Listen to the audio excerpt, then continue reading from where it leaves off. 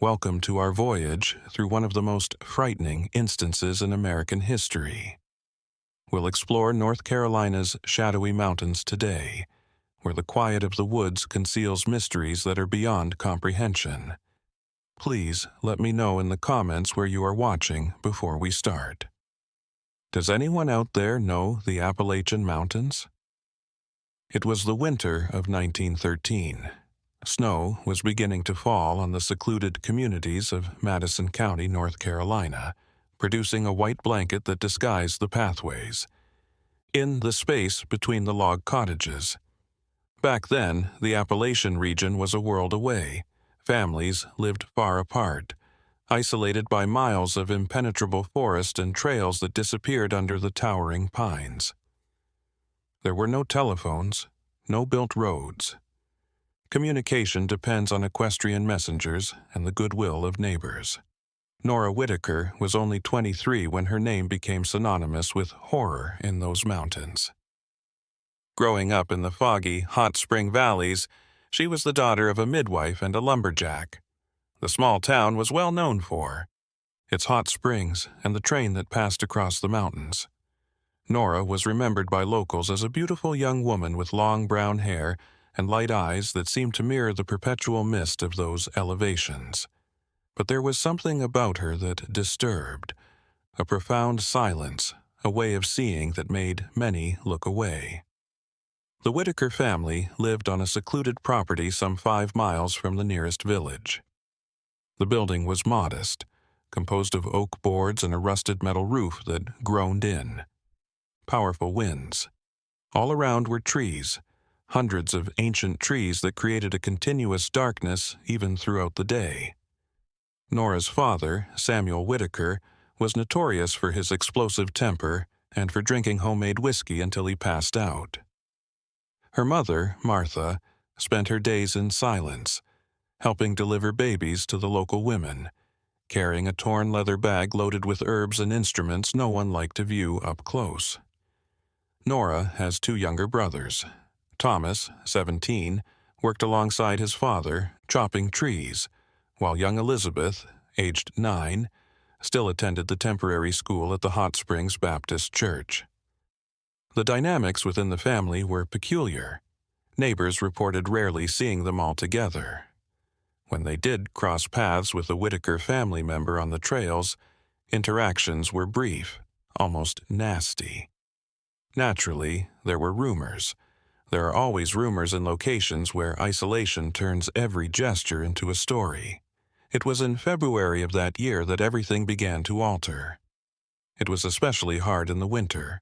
Temperatures plummeted to several degrees below zero at night, and the piled snow made mobility difficult. Nora had married 6 months earlier to a guy named James Mercer, a blacksmith who lived in the town of Marshall around 15 miles distant. Few people attended the low-key wedding, which took place on a soggy August afternoon. Some believed James seemed unduly nervous. Others observed that Nora didn't smile once during the ceremony. After the wedding, Nora moved into James's house in Marshall. It was a nicer building than the Whitakers, with 2 bedrooms and an adjacent workshop where James worked fixing tools and shoeing horses. But something wasn't right. Purple markings on Nora's arms and bruises on her face were noticed by women who were shopping at the neighborhood grocery store. She donned scarves to conceal her neck, even on the hottest days. She would avert her gaze and mutter something about having fallen or run into something when questioned. James also underwent alteration.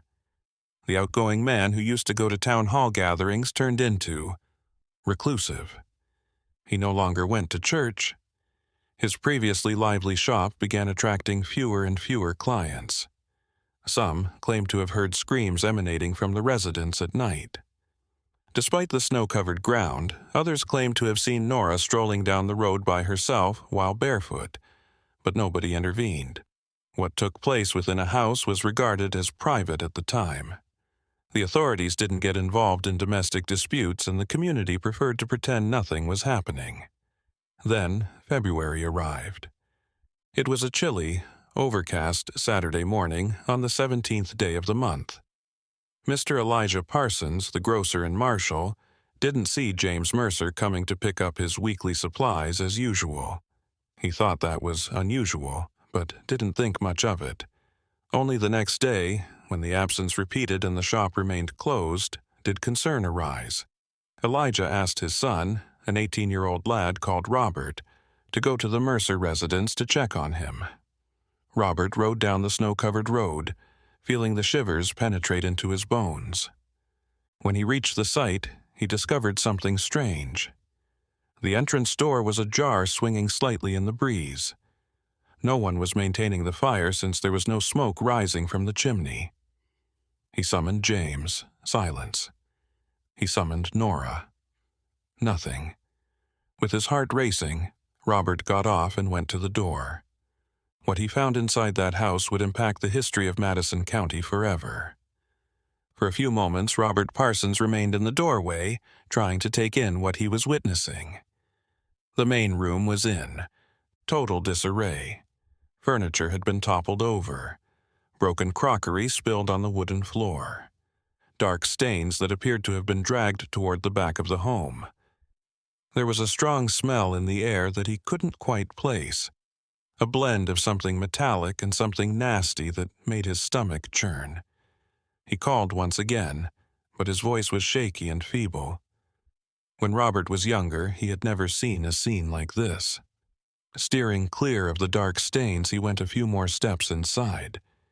It was chilly by the fireplace, the ashes scattered, as if someone had rummaged through it, looking for anything. On the table sat a pot of food scraps, already beginning to sprout mold. Flies buzzed around, even in the extreme winter cold. Then he heard it, a quiet, nearly undetectable sound. It came from the bedroom in the back of the house. Every muscle in Robert's body was stiff. He picked up a chunk of firewood that had fallen near the fireplace and moved slowly down the small hallway. The sound persisted even if the bedroom door was closed. It was. Something moving slowly against the flooring, like a dragging sound. He gripped the door knob, took a big breath, and opened it. Nora Whitaker sat in the corner of the room, gripping her knees, rocking back and forth in a repetitive, uncomfortable manner. Her hair fell over her face in tangles, and her outfit was soiled and ripped. When Robert came in, she didn't look at him. She only continued rocking, mumbling something so low it was impossible to make out. The space was in ruins. Goose feathers were all over the place, and the mattress was torn. Everywhere. The floorboards were pulled out in sections as if someone had dug them up with their bare hands. Robert tried to move closer. He called her name gently, but Nora didn't react. It wasn't until he was a few feet away that she lifted her head. What Robert saw in those eyes made him cringe immediately. There was nothing there, no emotion, no recognition, just a deep nothingness that seemed to absorb all the light from the room. Then she grinned, but it was a sluggish, crooked smile that didn't go with the remainder of the scene. Robert hurried out of the home. With the devil at his heels, he mounted his horse and rushed back to Marshall. He was pale and hardly able to talk by the time he got to the grocery store. His father had to throw cold water on his face before he could express what he had seen. Between sobbing and weak syllables, Robert informed them about the commotion, about Nora alone in that corner, about James Mercer's complete disappearance. Elijah Parsons wasted no time. He assembled 4 men from the community and headed for the house. They took lamps, ropes, and swords, unaware of what they might discover. By the time they arrived, it was already dusk. The trees' shadows cast eerie, almost moving shapes across the snow. The door remained open, swaying in the chilly mountain breeze. The men entered together, blazing their torches into every corner. Nora still stood in the same location, but now she looked aware of their presence. She observed every movement with those hollow eyes. She just pointed to the ground when Elijah inquired where James was. The men exchanged bewildered glances. William, one of them, was a farmer, and he saw some loose floorboards next to the bed. He knelt down and slowly began to lift the planks. The scent emanating from that hole was awful. William took a step back and covered his nose with his arm. The others approached with their torches and shone into the empty space beneath the floor. At first, they couldn't understand what they were seeing. Scraps of fabric, something that looked like part of a boot. Then they recognized it in the middle of the ground and the shadows. It was James Mercer, or what was left of him. The body was crammed in such tiny place, bent awkwardly. It appeared as though the limbs had to fit underneath. Without more investigation, it was impossible to determine the precise nature of what had occurred. However, one thing was for sure. James Mercer had been deceased for some days, and Nora had been left in that house alone, rocking, while her husband's corpse decayed beneath the ground in that corner. The men arrested Nora without any struggle. She didn't speak, didn't cry, didn't exhibit any reaction. She permitted them to tie her up and put her in a wagon. All the way to the jail in Marshall, she sat staring into space, that crooked smile still engraved on her face. People who watched them pass along Main Street stood still, gazing in quiet. Rumors began to spread even before the wagon disappeared around the bend in the road. That night, Harold Benson, the 52-year-old Madison County Sheriff, was dispatched to the site. Despite his horrific experiences during the Spanish-American War, he was unprepared for the Nora Whitaker case. He found her, just as the men had described, sitting on the stone floor, rocking and babbling incoherently when he got to the cell where she was being held. It was like speaking to a brick wall when Harold attempted to question her. In the following days, the county coroner, Dr. Vincent Graham, investigated James Mercer's body. His report startled everyone who viewed it. James had not passed away rapidly. He had been beaten repeatedly, as evidenced by the numerous fractures he had. Some wounds showed symptoms of having been inflicted over several days. Most frightening was the lack of signs of defensive struggle. James seems to have been helpless from the beginning, unable to defend himself. However, how could a lady Nora's size, she was 5 feet 6 inches tall and weighed roughly 100 pounds, manage this with a man who weighed more than 80 pounds and worked as a blacksmith? This question began to circulate among the people. Some recalled the rumors about Nora's mother, Martha Whitaker, and her midwifery habits. They said she had plants that could heal but also paralyze, that she held secrets passed down from generation to generation among the mountain women. Sheriff Harold decided to explore deeper. He dispatched 2 of his men to the Whitaker mansion in Hot Springs to question the family. However, they discovered the house when they got there, empty. Little Elizabeth, Thomas, Martha, and Samuel had vanished. They hardly took anything. Work supplies are left behind, food is in the pantry, and clothing are still hanging. It appeared as though they had departed without turning around in the middle of the night. Authorities scoured the entire region. They questioned every community, every secluded farm, but no one had seen the Whitaker family. They simply disappeared into the mountains like mist at daybreak. Some assumed they had fled to Tennessee, crossing the mountains on foot via trails known only to the locals. Others swore something worse had happened to them, that the forest had swallowed their secrets along with their deaths. Nora, however, stayed in her cage, growing more and more cut off from the outside world. She refused water, stopped eating, and refused to go to sleep. She just sat in that corner, rocking and moaning.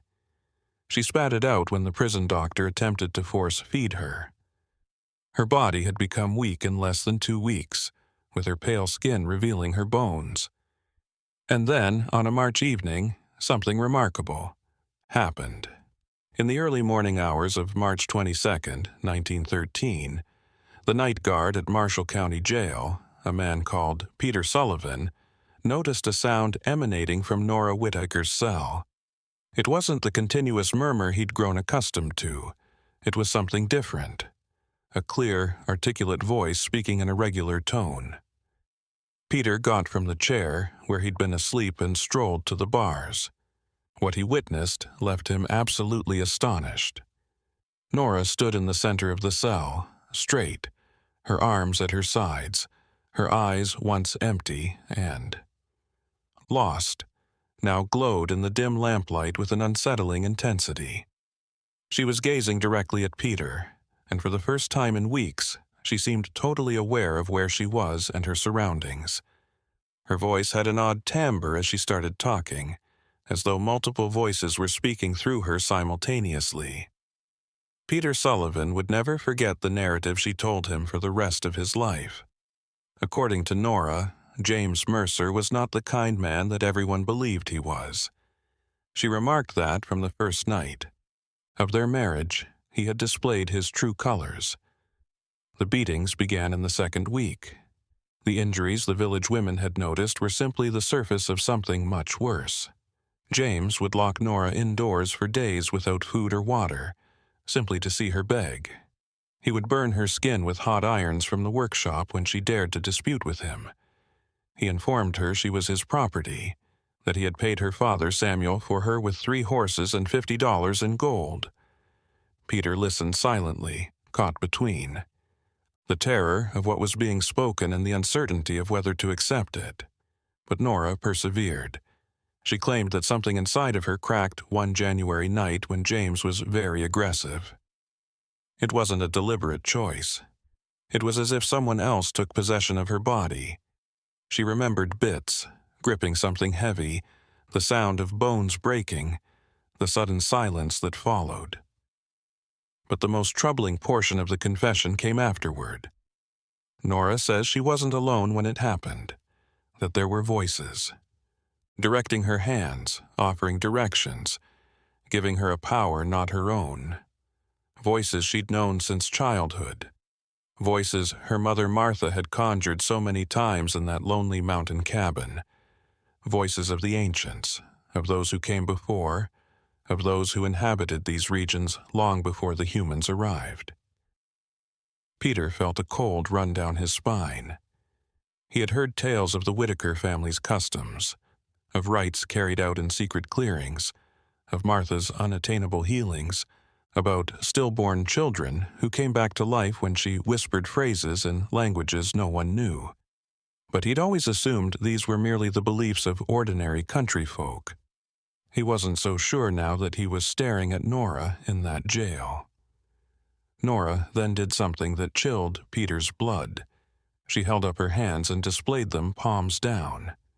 Even in the weak light, he could discern traces, ancient wounds that formed symbols, interlocking circles, intersecting lines making complicated geometric designs. She said those marks had been made when she was only 7 years old, that it was part of a deal that all the ladies in the Whitaker family carried the same markings. For many generations, a legacy was handed down from mother to daughter. Peter backed away, his legs faltering. He wanted to leave, call the sheriff, wake someone, but he was immobilized, unable to take his eyes off the weak woman whose presence suddenly appeared to fill the entire jail. Nora smiled, but it was no longer that crooked, empty smile. It was a grin full of wisdom, strength, and something, approaching pity. James's ordeal was only the beginning, she informed Peter, that there were a lot more dead buried in the mountains, where the snow never fully melts and where the roots of old trees had already eaten bone and flesh, transforming everything into a part of the forest. She mentioned names, travelers who disappeared over the years on the paths between Hot Springs and Marshall, traders who never reached their destinations, a wandering preacher who was last spotted speaking in a small wooden church near the Whitaker property. At last, Peter discovered his voice. He inquired nervously how many they were. As though she was counting in her thoughts, Nora cocked her head to the side. She then spoke a number. 17. 17 people over 9 years. Together, she and her family fed something old that resided deep inside those mountains by doing as the voice instructed. Anything that sought homage, anything that promised security, riches, and power in exchange for blood. Out of the jail block, the guard stumbled. He vomited in the hallway. His hands were shaking so terribly he could barely light a cigarette.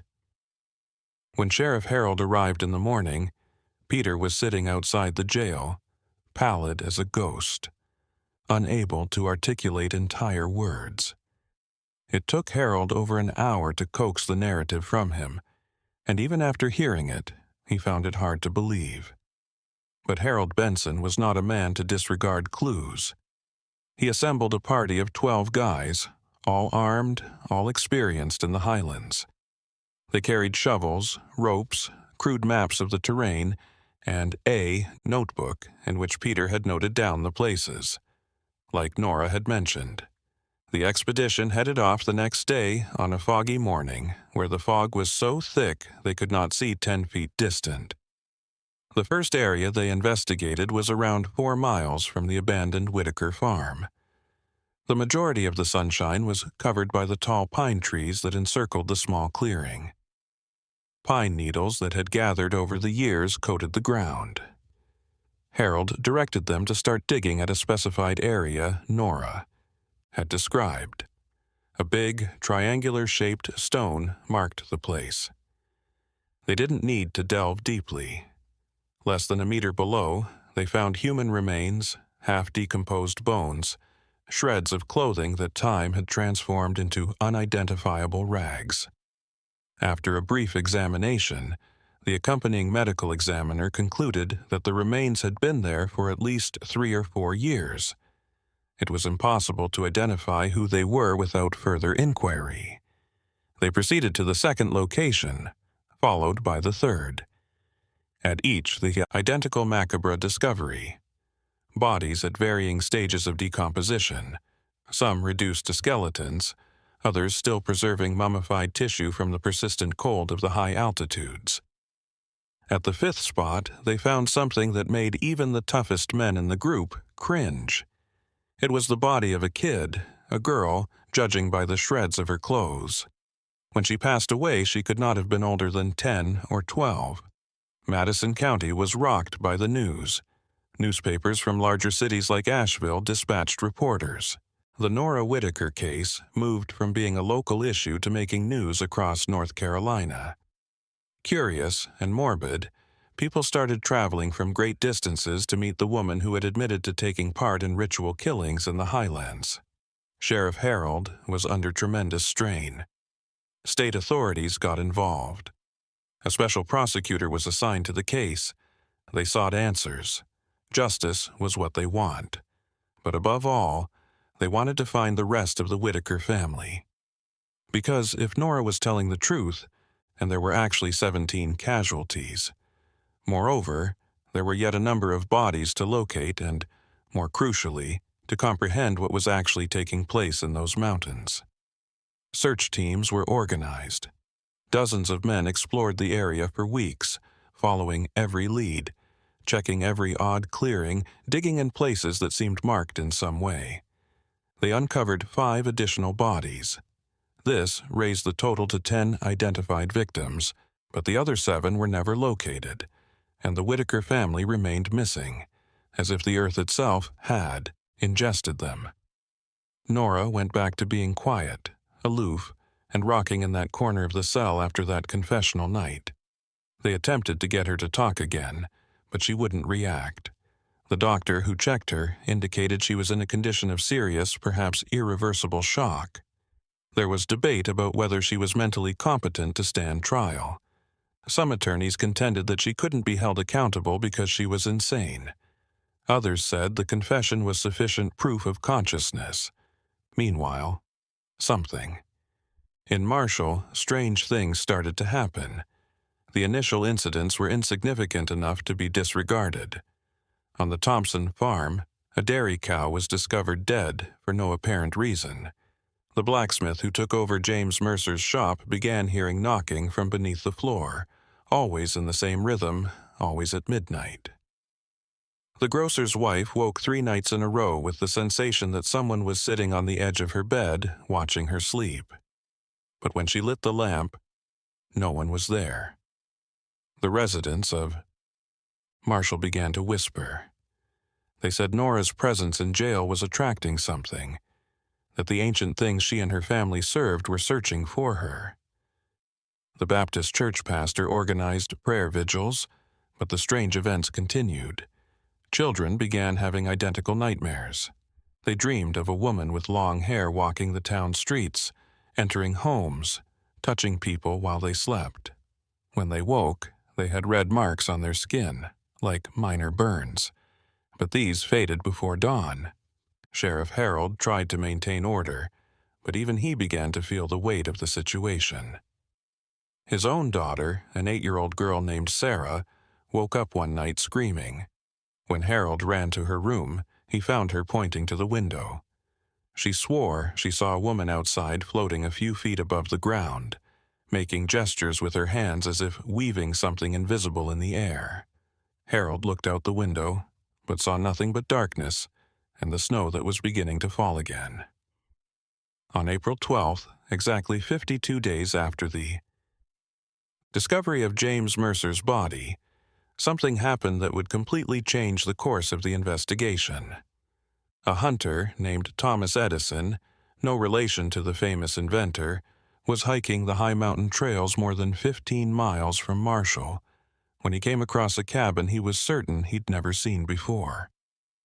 Thomas was intimately familiar with those mountains. He had spent 30 years hunting there. The cabin was small, made of dark logs that looked centuries old. There were no windows, just a low door locked with a simple bolt. As he got closer, Thomas sensed something odd. The air seemed denser, heavier. At this altitude, the birds that usually sang were utterly silent. Among the trees, not even the wind could be heard. It was as if nature itself were holding its breath. He pushed open the door, which creaked on rusty hinges. Even though it was dark inside, his eyes quickly adapted to the low light. What Thomas saw made him drop the shotgun he was carrying. The interlocking symbols on the walls were the same ones Nora had on her palms. Circles, lines forming impossible geometric patterns, designs that seemed to move when you weren't looking directly at them.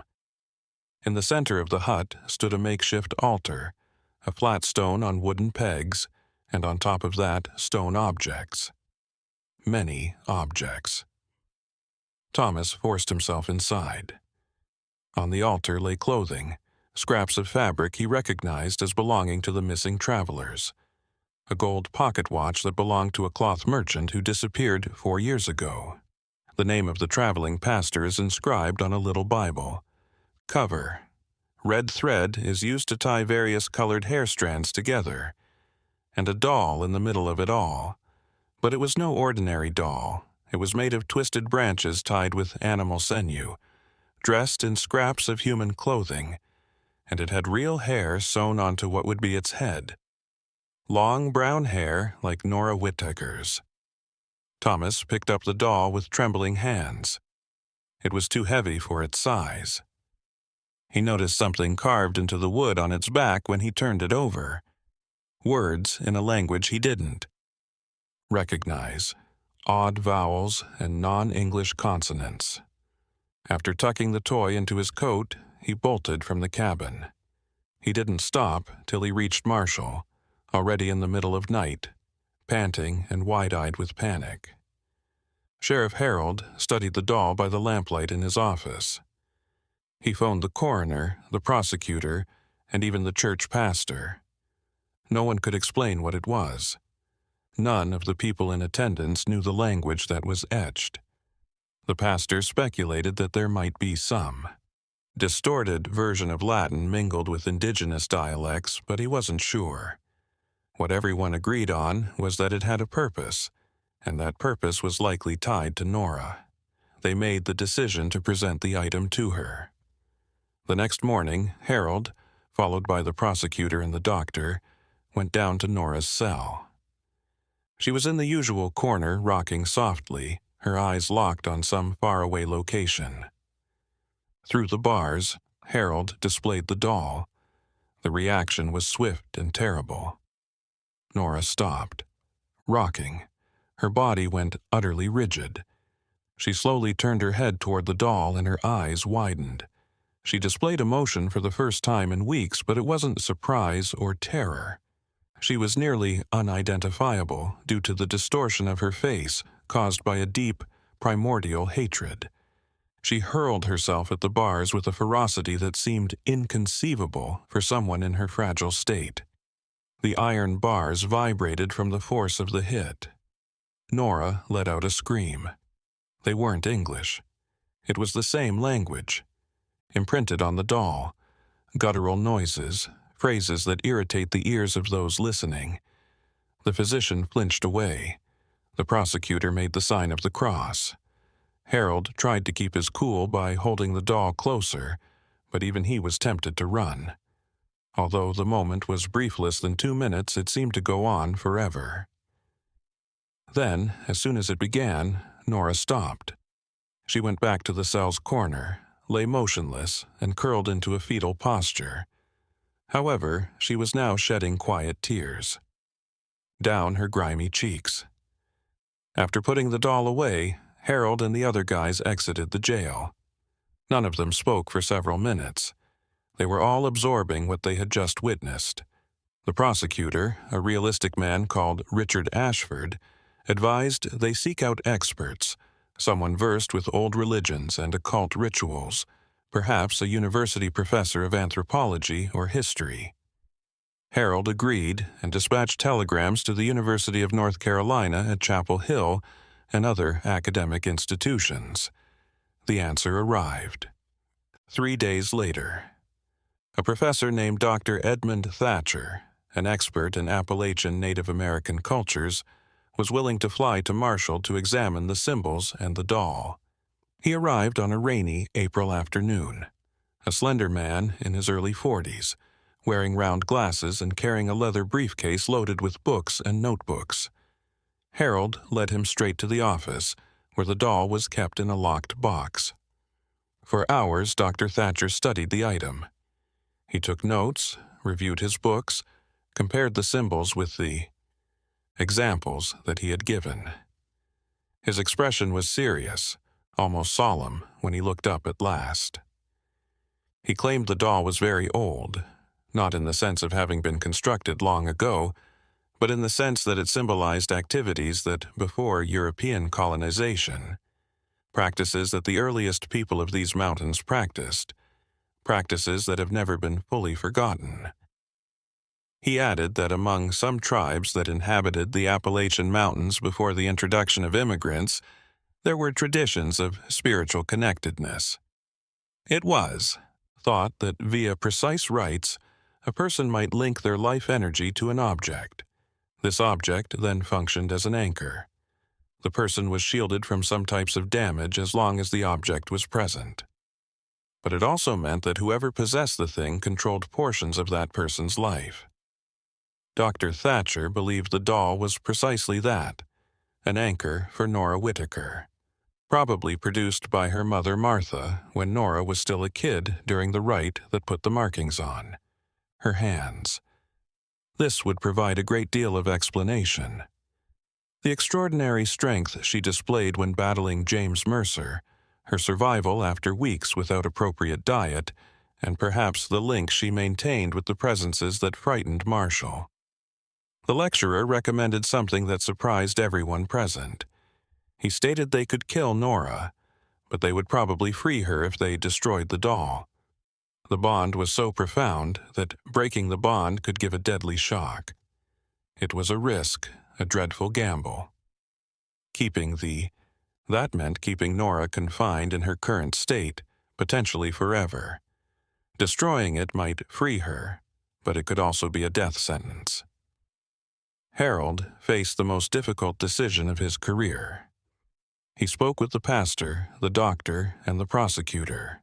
Each had a different opinion. Some claimed that Nora should have been executed for the crime she admitted to.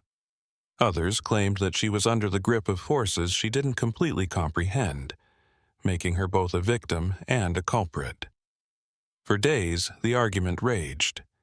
Meanwhile, the bizarre events in Marshall became worse. On the night of April 23rd, something happened that prompted Harold to make a decision. Prosecutor Richard Ashford's daughter, a 12-year-old girl called Catherine, disappeared from her bed. The family woke in the morning to discover the room deserted. Although it was on the second story of the house, the window was open. There was no way a toddler could have gone downstairs alone without collapsing. There were no tracks in the snow-covered yard. Catherine had suddenly vanished into thin air. The town was in a frenzy. Search parties were set up right away. They searched every house, every barn, every well. They called hoarsely for Catherine, but there was no answer. Days passed in a matter of hours. Richard Ashford was on the point of breakdown. His wife cried uncontrollably. Harold's shoulders were being crushed by the burden of responsibility. Somehow, he sensed that Nora had something to do with this. It was then that Dr. Thatcher made a desperate suggestion. He recommended utilizing the doll as a bargaining tactic. If Nora and the thing, perhaps it may be utilized to find Catherine. Richard was willing to attempt anything, even if the idea was dangerous and on the verge of absurd. They went down to Nora's cell with the doll. Harold did more than simply show her the object through the bars this time. No one had gone inside the cell since she was taken into custody until he did. Nora was hunched in the corner as usual, but when Harold approached, clutching the doll, she raised her head. Her eyes weren't blank. They were vigilant, calculating, waiting. Harold knelt a few feet away from her, placing the doll on the floor between them. He spoke aggressively but respectfully. He told Nora that he knew she was connected to what was happening in the town, that a kid had gone missing, that if she had any humanity left, he would assist bring her back. He assured her that they will find a way to assist her as well. Nora remained silent for long minutes. Then, slowly, she reached out toward the doll. Harold didn't stop her. She caressed the thing with her fingertips, and immediately her entire body stiffened. It was as if an electric current rushed through her. She closed her eyes and began to whisper, not in the weird tongue this time in English, but the words came out fragmented, as if she were in a trance. She spoke about a cave in the mountains, beside a stream that ran red from the iron ore in the soil. Inside that cave was a natural room where the walls glittered with crystals. Catherine was still alive, but she was sound asleep. According to Nora, the girl was taken as a sacrifice, that the presences her family fed were hungry, that the Whitaker family's disappearance had broken the cycle of tributes. Now the ancient spirits were taking what they required on their own. Harold wrote down every detail. He wanted to know how to get there.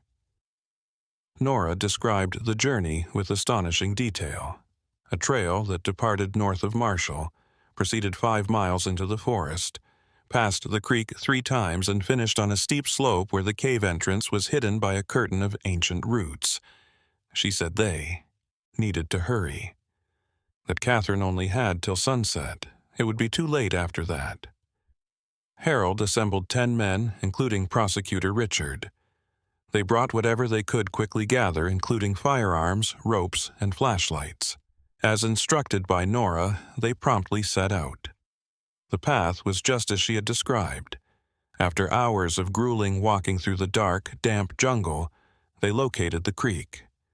The water did definitely have a scarlet tinge, as if blood were mixed with. The flow. They crossed the stream 3 times, their boots getting wet, the cold piercing to their bones. The slope emerged before them, steep and overgrown. With the help of the ropes, they climbed for more than an hour. At the top, they found exactly what Nora had predicted, a thick curtain of roots hanging from a rocky ledge, entirely hiding what lay beyond. The first person to ignore the roots was Richard. The cave entrance was tiny, just large enough for one guy to enter through at a time. The air flowing out was cold and damp, carrying the aroma of dirt and something more, something earthy and unpleasant. The men put on their headlamps and began descending. The interior of the cave was a labyrinth of organic passageways. Any sound was distorted by the incessant dripping of the walls. They followed the main tunnel, wary of the slippery floor. After roughly 100 meters, the tunnel opened into a vast cavern, and there, just as Nora had described, the walls gleamed. Quartz crystals reflected the light from there, flashlights generating a kaleidoscope of reflections that made the camera appear alive. In the center of the chamber, laying on a flat stone surface, was Catherine Ashford.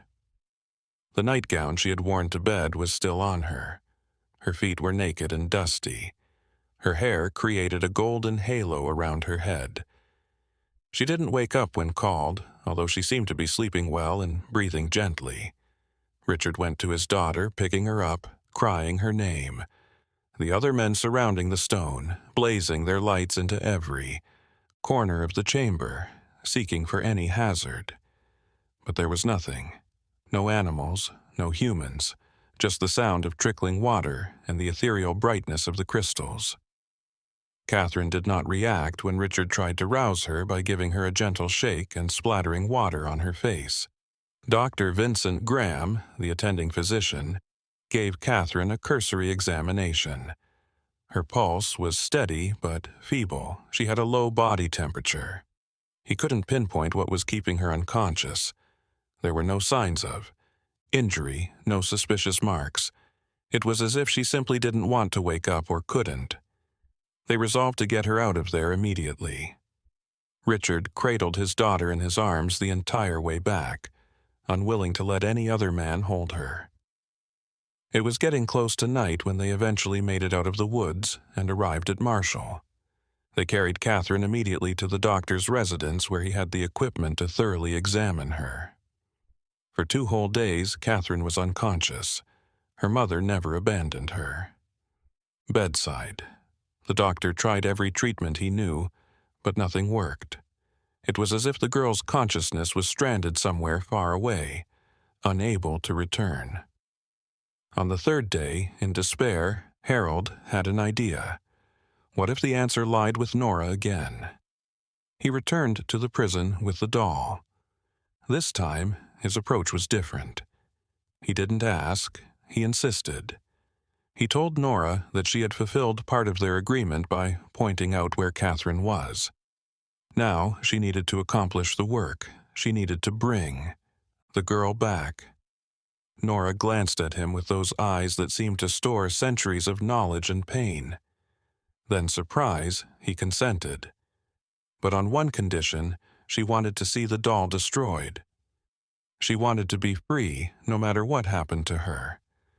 She stated she was exhausted, tired of being a vessel for forces she didn't completely grasp, tired of carrying the weight of her family's actions, tired of dwelling in that limbo between life and death.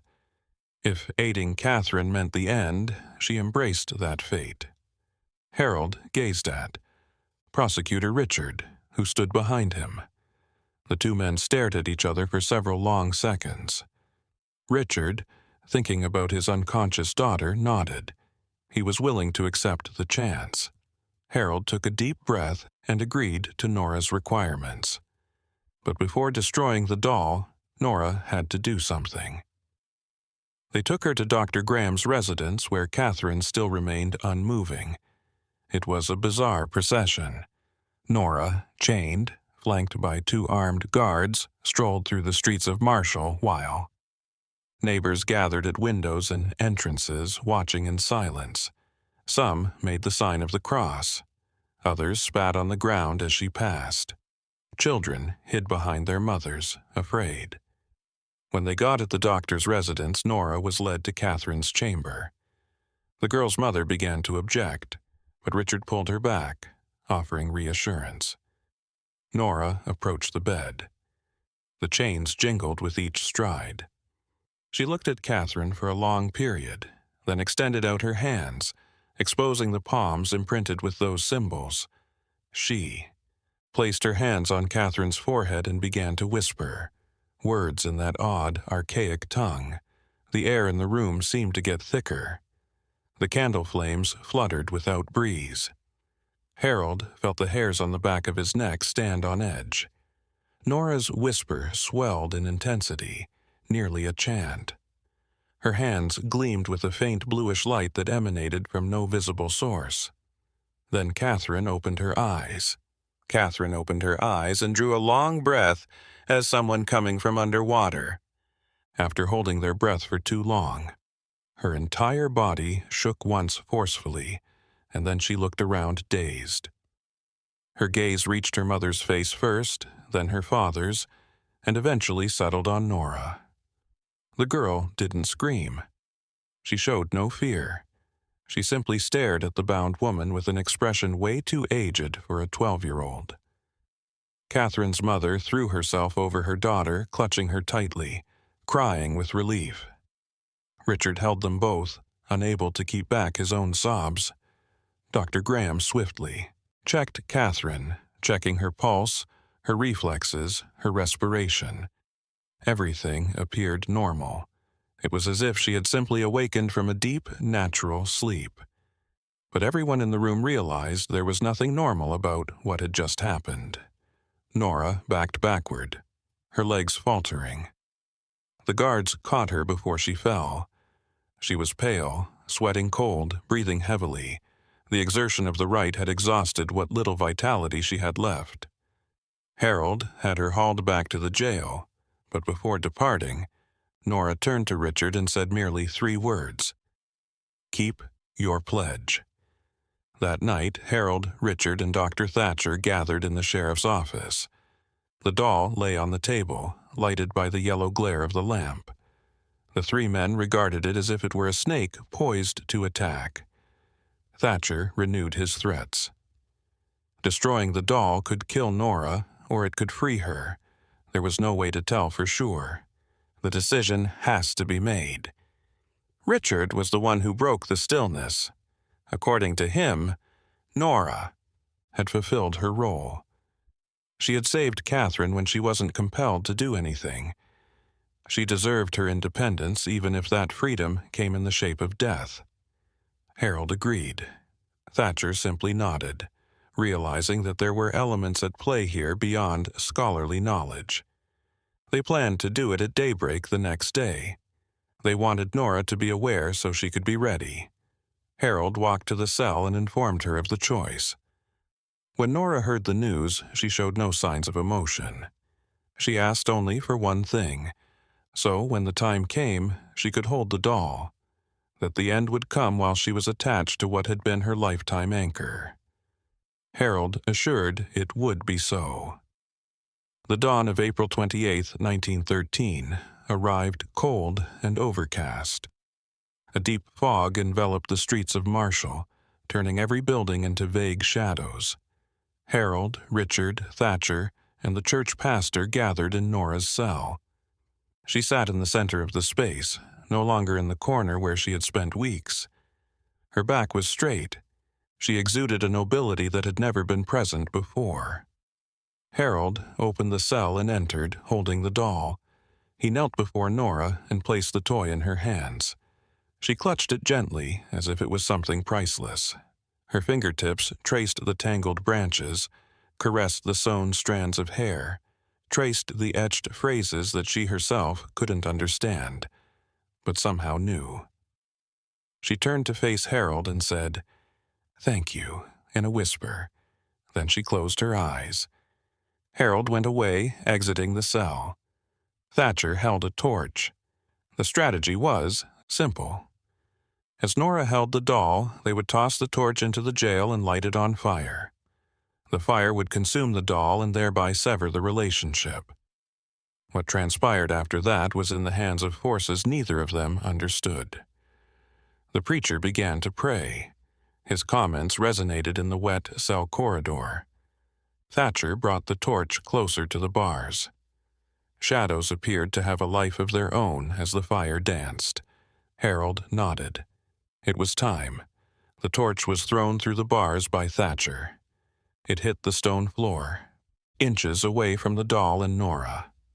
For a moment, nothing happened. The torch simply burned there, its burning limited and modest. Then Nora opened her eyes.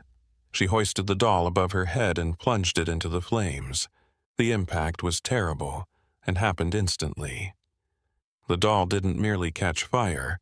It erupted into green and blue flames which shouldn't be present in a natural fire. The intense heat made everyone recoil. Nora let out a scream. It wasn't a cry of agony, though. It was something deeper, more primal, as if multiple voices were being ripped from her at once. Her spine bent at an angle that should have broken her, and her body arched backward in an unbelievable way. The symbols on her palms began to glow with the same blue light that had emanated from them when she healed Catherine. But now the light was more intense, blinding. The cell walls began to fracture. Fishes spread across the stone like spider web. The men's feet caused the floor to tremble. Chunks of mortar fell from the ceiling. The pastor continued, praying louder now, his voice competing with the deafening sound coming from the cell. Harold tried to enter to do something, but Thatcher held him back, shouting that it was too late, that the process could not be stopped. The doll disintegrated in Nora's hands. The branches turned to ash. The hair turned to black smoke that spiraled upward. Before permanently fading, the engraved words glowed for one last time. And then, as suddenly as it had begun, everything stopped. The fire died, the glow vanished. The tremors ceased. Utter silence fell over the prison. Nora lay motionless on the floor. Harold rushed into the cell, kneeling beside her. She had a weak but noticeable pulse. She was breathing. She was alive. The doll's ashes were scattered around her, forming a perfect circle. Harold carried her outside and placed her on a cot that was kept in the office. In a hurry, Dr. Graham was called. For 3 days, Nora remained unconscious, but it was different from the state Catherine had been in. Nora seemed to be simply sleeping, resting deeply after extreme exhaustion. On the 4th day, she woke. Harold, who was keeping watch in a nearby chair, was startled by what he saw when she opened her eyes. There was clarity in those eyes, a lucidity he had never seen before. Nora sat up slowly, looking around as if seeing the world for the first time. She looked at her hands. The symbols were still there, but they no longer glowed. Now they were merely scars, indicators of something that had been, but was no longer. She touched her face, her hair, as if recognizing herself. Harold inquired about her feelings. Nora took a few minutes to answer, as if searching for words she hadn't used in a long time. She claimed to feel empty, but not negatively, like a vessel that had been emptied after years of bearing an impossibly heavy burden. The voices, she said, had vanished. The incessant murmuring that had consumed her thoughts since she was a young child had stopped. For the first time in her life, her thoughts were her own. But with this freedom came something unexpected. Memory. A clear and complete memory of everything she had done, of every person her family had taken to those mountains, of every ritual performed in that hidden cabin, of all the times she was nothing more than a tool of ancient, ravenous forces. Tears began to stream down Nora's face. They weren't relieved tears. They were horrified and regretful tears. She described everything in a linear, coherent manner rather than the disjointed, delirious way she'd used to. She explained how her mother, Martha, had learned the ancient practices from her own grandmother, who in turn had learned from someone even more ancient, a lineage of forbidden knowledge that dated back to a time when the mountains were inhabited by people who understood things. Contemporary society would prefer to forget. Martha had initiated Nora when she turned 7. The ritual left the marks on her palms and opened a channel. From that moment on, Nora was no longer just a child. She served as a link between the physical world and something that existed deep within the earth in the ancient roots of the mountains in places where light never reached. Whatever lived there needed blood, tribute, life, and vital energy. The Whitaker family became the purveyors of these tributes. They selected lone travelers, ones whose disappearance would go unnoticed by society and who would not be in imminent need. They brought these people to the cabin. They carried out rites that Nora was unable to completely describe, since when they occurred, she wasn't the one in control.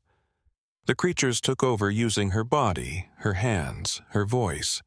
The family was protected in exchange. Their crops never failed. Their ailments were healed. Their animals multiplied abundantly. Martha gained healing talents that seemed supernatural. Samuel was never seriously harmed despite the perilous woodworking. Thomas grew up strong and robust. Elizabeth, who was born sickly and prematurely, persevered in the face of all odds. However, the cost went beyond the toll. The humanity of each family member was steadily eroded. Samuel drank to forget what he did on new moon evenings. Martha became more aloof, colder, until her own husband barely recognized her. At some point, Nora lost herself completely, and Thomas started having horrific dreams. When Samuel planned her marriage to James Mercer, Nora felt it would be a way out, a chance to escape that existence, but the spirits wouldn't allow it so easily, and James proved to be as monstrous as anything that inhabited the depths of the mountains. His violence stirred something in Nora, or maybe you provided the entities with the justification they required. That February night's events were as much ritual as retaliation. Harold listened silently, writing occasional notes. He inquired about Nora's family after she was done. They were where? Nora shook her head. She didn't know. She added that after she was arrested, the bond that kept them connected was destroyed. They probably left, scared of what may happen now that one of their own had been arrested. But there was something more. According to Nora, the entities persisted even after the doll was destroyed, and its links were cut. They didn't depend on her or the Whitaker family. Over the ages, the family was but one of many. It was others if it wasn't the Whitkas. The mountains were quite old. What dwelt in them was even older, and it had all the patience in the world. This revelation left Harold greatly worried. Nora's whole confession was transcribed into 147 pages. Prosecutor Richard Ashford spent days studying every phrase, every detail, attempting to find a way to fit it within the existing statutes. But how to judge someone who claimed to have been possessed by otherworldly forces? How to condemn a lady who suddenly exhibited genuine sorrow for things she committed without total control of her own will? The case garnered national interest. Journalists from New York, Boston, and even Chicago descended on. Marshall, turning the tiny community into a sort of macabre carnival. There were makeshift motels everywhere. Local vendors sold souvenirs. Some provided excursions of the highlands, promising to show them the sites where the remains were located. The tragedy had become a spectacle. Early June was set aside for the trial. The prosecution would claim that the murder was premeditated. Temporary lunacy is the defense. But everyone understood that the true trial was taking place on the streets, in churches, in whispered whispers between neighbors. Nora Whitaker had become a symbol. To some, she was a monster who deserved to be executed. To others, a victim of circumstances beyond human comprehension. Meanwhile, Harold continued investigating. He couldn't understand that the Whitaker family had simply departed without a trace. He arranged methodical searches throughout the mountains, checked records from nearby towns, and sent telegrams to sheriffs in other counties. Weeks passed without any substantial leads. Elizabeth, Thomas, Martha, and Samuel seemed to has been engulfed by the jungle. Then, in mid-May, a Tennessee farmer who lived close to the North Carolina border arrived at the Marshall police station with an unsettling tale. He added that 3 weeks ago, he had found a mother and a girl roaming near his land. They were in awful condition, famished and wearing rags. The woman just stared into space without saying anything. The girl wailed incessantly, asking for her sibling. Augustus Mills, the farmer, had abducted the 2 girls. Enters his home. His wife cared for them, gave them food and clean clothes, and sought to find out where they came from. The child ultimately told him her name was Elizabeth, that she had gotten lost from her family in the mountains, that her brother Thomas had fallen off a cliff, and her father had gone after him, claiming he would return, but never did. The woman, whom Augustus assumed was his mother, never regained her ability to talk. She would sit in a corner, rocking back and forth exactly like Nora had done in the cell. When they tried to feed her, she would shove the food away. When they tried to ask inquiries, she would just stare past them, as if she couldn't see them. Augustus had kept the 2 on his property for weeks, unsure of what to do. It wasn't until a traveler went by the farm and described Marshall's case that he connected the dots. Elizabeth Whitaker. Martha Whitaker. He had both of them at his home. He promptly prepared a wagon and went for 2 days until he reached Marshall. Harold went for Tennessee that same afternoon, with 2 deputies in tow. They arrived at Augustus's property at dusk. They were in a room near the rear. Elizabeth was curled up behind a blanket, fast asleep. Sitting in the rocking chair, Martha was awake and staring at the wall. Harold approached her warily. He gave his name. He said he was the Madison County Sheriff. He claimed to be aware of her identity. Martha remained silent. Harold made multiple attempts using various strategies, but it was as if he were speaking to a statue. Martha Whitaker's mind had utterly shattered. Whatever had occurred in the mountains following Nora's incarceration, which had shattered a vital part of her. Harold gently woke Elizabeth. Even though the girl was just 9 years old, there was a terrifying old age in her eyes. She recognized Harold. She recalled him from the few times she'd visited Hot Springs. When he asked what had happened, Elizabeth began to cry. Through weeping, she recounted him the story. The night Nora was arrested, the family felt it. They felt the bond dissolve. They felt the creatures guarding them retreat. Samuel became frightened.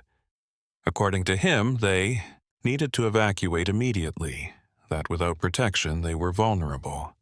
In the middle of the night, they headed out on trails they were only familiar with, gathering only the necessities. For days they strolled. They ate roots and drank water from freezing streams.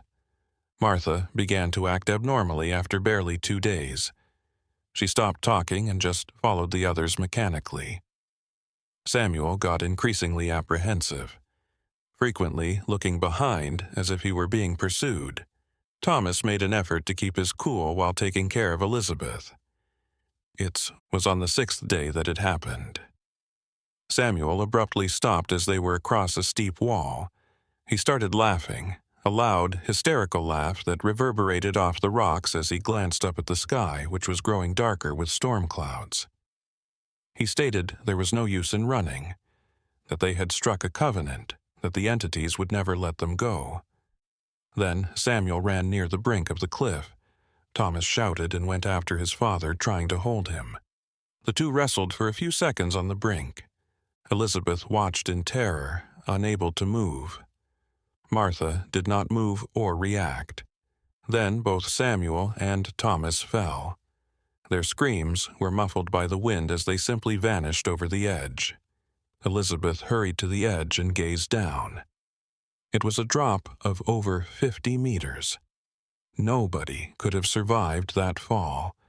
She returned to Martha, grasped her mother's hand and implored them to do something. But Martha didn't answer. She was trapped inside her own head, unreachable. The two wandered for days. Elizabeth was unaware. Where to go? She tried to follow every track she could discover, hoping to reach some civilization. When they came across wild berries, they consumed them. They drank from any kind of water. They slept under trees. It was by pure luck that they eventually reached the Augustus Mills property. Harold heard it all with a sorrowful heart. Samuel and Thomas Whitaker were deceased. Martha was alive solely in the biological sense, her mind having withdrawn to some inaccessible region. Elizabeth was the only functioning survivor of the family, and she was just a traumatized child. He made the decision to return them both to Marshall. Martha required care that Augustus couldn't supply, and Elizabeth needed a safe environment. The journey back was quiet and challenging. Martha had to be gently fastened to the wagon to keep her falling throughout the voyage. Elizabeth stayed by Harold's side, cradling a tiny, ragged doll Augustus' wife had given her. By the time they reached Marshall, it was already night. Harold escorted the two of them straight to Dr. Graham's house. The following day, Nora was told, when she learned that her mother and sister were in town, she asked to visit them. Harold hesitated, but eventually agreed under careful supervision. The doctor's office was the location of the meeting. Two guards followed Nora into the room. Martha was in the rocking chair next to Elizabeth, who was seated in a chair. When Elizabeth saw Nora, her expression distorted with a mixture of relief and dread. She wanted to flee, but she also wanted to run to her sister. She froze, tears spilling down her face. Nora approached carefully, knelt before her smaller sister, and simply embraced her.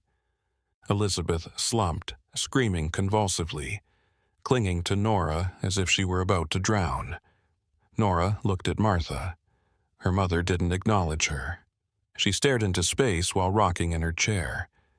Nora extended her hand and lightly touched Martha's face. There appeared to be a flash of recognition and connection in Martha's eyes for a split second. Then it was gone. And Martha, restored to her vacant state. Nora whispered a plea for pardon. It wasn't apparent if she was begging for forgiveness from her mother, her sister, or herself. Perhaps all three. Harold permitted them to stay together for half an hour. When it was time for Nora to return to her cell, Elizabeth begged not to be taken. Harold had to gently separate the two, offering to organize additional visits. In the coming days, difficult decisions had to be made. Martha was admitted to a nursing facility in Asheville, an institution that cared for folks with severe mental disease. Elizabeth had no one, no relatives who could care for her. Harold and his wife Sarah considered it at length and agreed to take the girl in temporarily. Their own daughter was the same age as Elizabeth. Perhaps the company would help them both heal from their recent tragedies. Nora's trial was coming up soon. Dr. Thatcher returned to Chapel Hill, but left a long summary of his observations. He maintained that Nora had been both a victim and an offender, and that the rules mandated on her from childhood had fundamentally affected her ability for free choice. But the report also noted that there was no legal precedence for such a defense. The question that troubled everyone was simple, yet impossible to answer. Where did Norris's accountability start and the entity's end? Had she genuinely been only a vessel, or had she on some level chosen to participate? The recollections that now tormented her revealed some degree of consciousness throughout the activities. But did awareness mean choice? Or could someone be aware and still be powerless to resist? 12 men from Marshall and the surrounding area would serve on the jury. Men who had seen the bodies being exhumed, who had heard the stories, who had felt the horror that engulfed the community. Could these folks judge impartially? Harold wasn't entirely sure. A week before the trial, something unexpected happened. Catherine Ashford asked to speak with Nora. At least physically, the girl had totally recovered from the cave event, but he had bizarre, disjointed memories of that period that he was unable to give a complete explanation. He desired to comprehend. He wanted to hear from Nora what had truly transpired. Richard Ashford was reluctant, but his daughter insisted with a tenacity he couldn't ignore. The meeting was scheduled again under monitoring. Catherine entered the jail's visiting area, her hands nervously grasping the skirt of her dress. Nora stood on the other side of the bars, shocked to see the girl she had helped save. Catherine posed a straightforward query. "Why did you? Please assist me." It took Nora a time to respond. She added that when she smashed the doll and severed the link, she felt for the first time in years something she had forgotten existed. Empathy. People. All of the victims that Catherine and the Whitakers had harmed suffered in the same way as Catherine and her family. If there was a possibility to redeem even a small percentage of the evil she had done, she had to try. Then Catherine posed another query. "What did I see when I was asleep?" Nora shut her eyes. She stated Catherine had been brought to a region between worlds, a space where ancient beings dwell. The girl had seen things no human should see, forms that had no form, consciousnesses that existed before language, before thought as we know it. Catherine confirmed, saying it was exactly like that. Impossible to describe, but impossible to forget. But there was something else Catherine wanted to know. She asked if those things were still out there, if they were still a threat. Nora was. "Honest," she replied. "Yes, they always would be. They didn't depend on the Whitakers or any particular family. The mountains held secrets that stretched back to ages before the arrival of Europeans, even before the indigenous peoples who preceded them. Whatever dwelt in the depths was patient and eternal." Catherine took in this information with remarkable maturity for her age, thanked Nora for being honest, and got up to leave. But before leaving, she turned one last time and told Nora that the trial would start in 2 days. The first day of June, 1913, dawned with a heavy gray sky over Marshall. Low clouds covered the mountain peaks. A cold wind swept through the valleys, bringing with it the scent of damp earth and pine. The small town was unrecognizable. Hundreds of people crowded the streets, coming from all over the state and beyond. The makeshift courtroom at the Methodist Church was packed hours before the session began. Nora was brought in a closed car, escorted by 6 armed men, not because they feared she would try to escape, but because the crowd outside was divided and volatile. Some shouted for justice, demanding her immediate hanging. Others shouted words of support, saying she was as much a victim as anyone else. The tension was palpable, as if the atmosphere itself were charged with electricity about to. Discharge. Inside the church, silence fell as Nora entered. She wore a simple gray cotton dress borrowed from the sheriff's wife. Her hair was tied in a low bun. She walked with her head held high, but her eyes were downcast.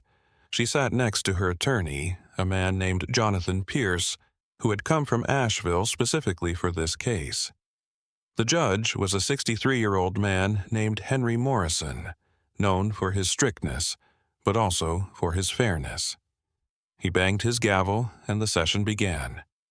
Prosecutor Richard Ashford presented his charges: premeditated murder of James Mercer, conspiracy in the murders of at least 10 other identified victims, concealment of bodies.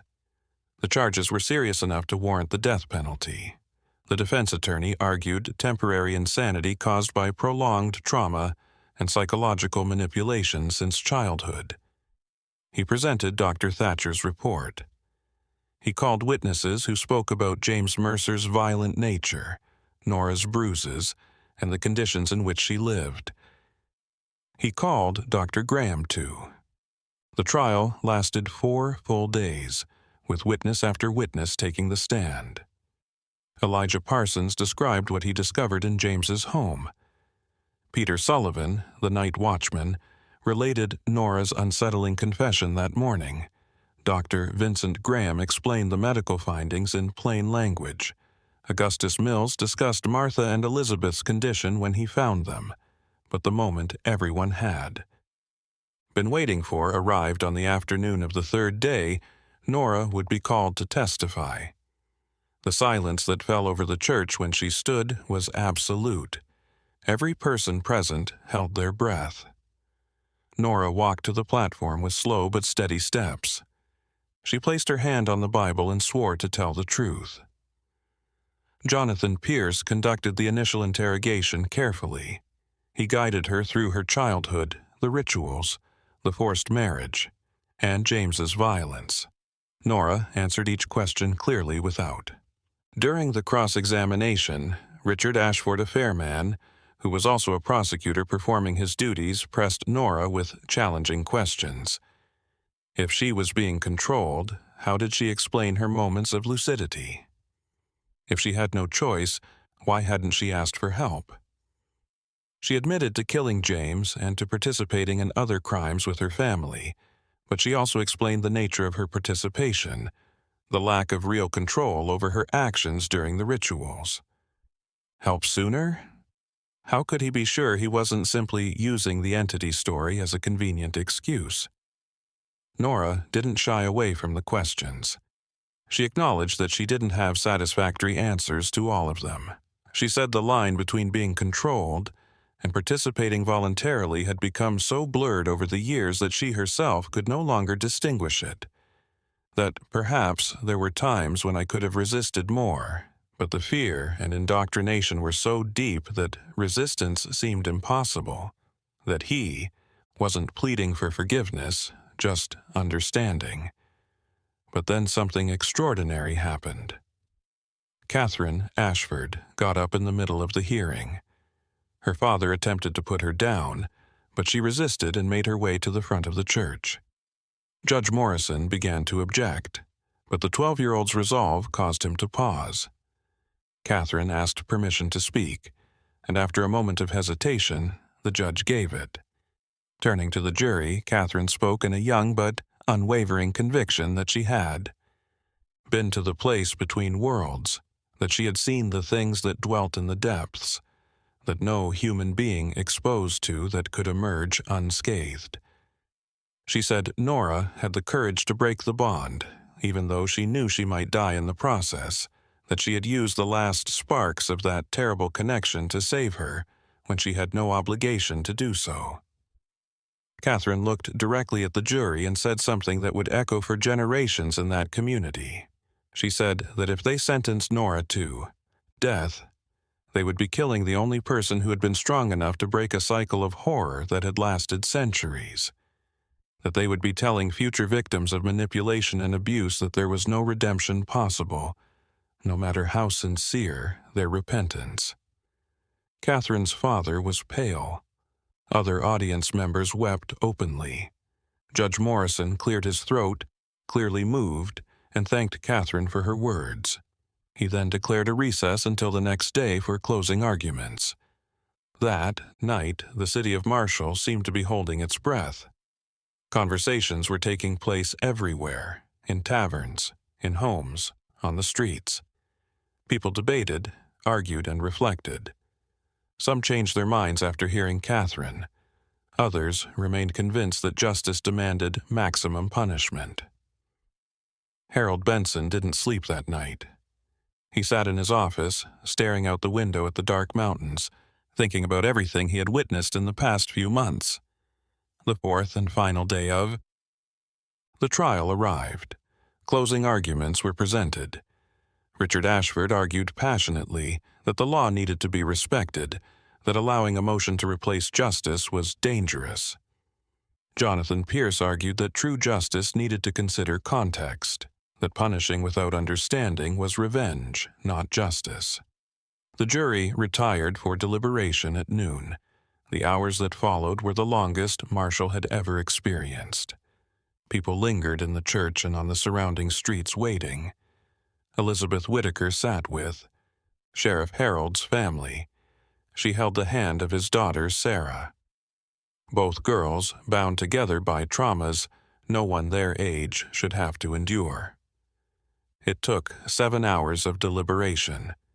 When the jury finally returned, the sun was already setting behind the mountains, tinting the sky with deep oranges and purples. The jury foreman was a 50-year-old farmer named Marcus Webb. His hands shook slightly as he held the verdict sheet. Judge Morrison asked if they had reached a verdict. Marcus confirmed that they had. The church was completely silent.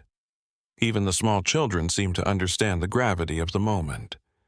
Marcus read aloud. Regarding James Mercer's premeditated murder charge, the jury found Nora Whitaker guilty of murder, but under extremely extenuating circumstances. As for the other charges related to the victims found in the mountains, the jury could not in good conscience convict her as solely responsible, recognizing that she had been a victim of manipulation and control since childhood. The jury's recommendation was commitment to an appropriate institution for treatment, not execution. Relief and disappointment spread through the church in almost visible waves. Some applauded, others left in protest. Nora sat motionless, as if unable to fully process what she had just heard. She wouldn't be hanged, but she wouldn't be free either. Judge Morrison considered the jury's recommendation carefully. He declared that Nora Whitaker would be sentenced to life in the state hospital for the insane in Morganton. There she would receive treatment and remain in custody for the rest of her life. It wasn't freedom, but it was life. It was a chance, however slim. Nora was transported to Morgan 2 weeks later. Elizabeth visited her before her departure. The two sisters embraced for long, wordless minutes. There was nothing to say that hadn't already been said. Elizabeth would stay with Sheriff Harold's family, who formalized the adoption months later. The girl would have as much of a normal childhood as possible under the circumstances. Martha remained in the asylum in Asheville. She would live there for another 17 years, never regaining the ability to speak or recognize anyone. She died peacefully in her sleep in 1930, taking with her secrets that would never be revealed. The bodies of Samuel and Thomas Whitaker were never recovered. The cliff they fell from was too steep, the forest below too dense. Eventually, nature reclaimed what was hers, as it always does in those ancient mountains. Nora lived in Morganton for 23 years. Over time, she became a calm presence She worked in the garden, assisted with the care of other patients, and attended therapy sessions with a sincere desire to get better. The doctors who treated her wrote extensively about her case, fascinated by the transformation they saw. She never mentioned the entities or the rituals again. When questioned, she simply stated that they belonged to the past and that it was best to leave the past where it was. She died of pneumonia in 1936 at the age of 46. Her final request was to be buried away from the mountains. Request was granted. She rests in a small cemetery in Morgan beneath a simple headstone that lists only her name and her birth and death dates. Elizabeth Whitaker grew up to become a teacher. She married a kind man, had 3 children, and lived a long and seemingly normal life. But those who knew her well said she never slept completely, that there was always a watchfulness in her eyes, as if waiting for something to emerge from the shadows. She never returned to the Appalachian Mountains. She never spoke of her original family with her own children. Some secrets, she decided, were too heavy to pass on. The mountain cabin where the rituals took place was never found again. Thomas Edison, the hunter who discovered it, tried to return several times but could never locate the same place. It was as if the forest had swallowed that space, hiding it once again. Perhaps it's for the best. Marshall eventually returned to normal, as much as a town can return to normal after events like these.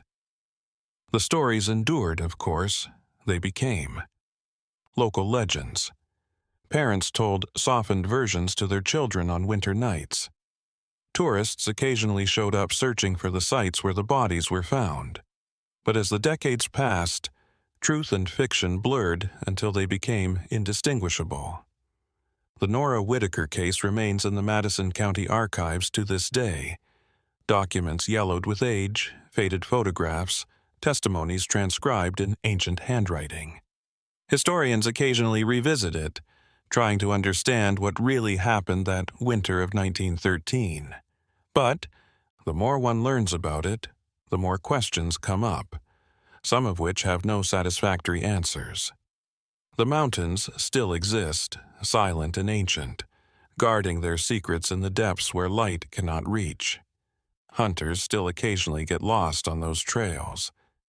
Travelers still report strange sensations in certain clearings, and on moonless nights when the wind blows through the pines with a sound that almost sounds like language, the older residents lock their doors and shutters because they know that some things are older than humans. The terrible case of Nora Whitaker serves as a reminder that the distinction between victim and perpetrator is not always clear, that true justice necessitates not only punishment, but also understanding, and that even in the darkest places, there is always the possibility of redemption for those brave enough to seek it. If you've made it this far on this journey through one of the most unsettling mysteries in American history, please share your thoughts with us in a comment. Every case we cover has profound levels of humanity, terror, and mystery. If these sinister tales from the past pique your interest, don't forget to subscribe to the channel and turn on the bell so you won't miss any of the upcoming cases we'll uncover together. There are a lot of secrets still hidden in the lost pages of history, waiting to be revealed until the next investigation.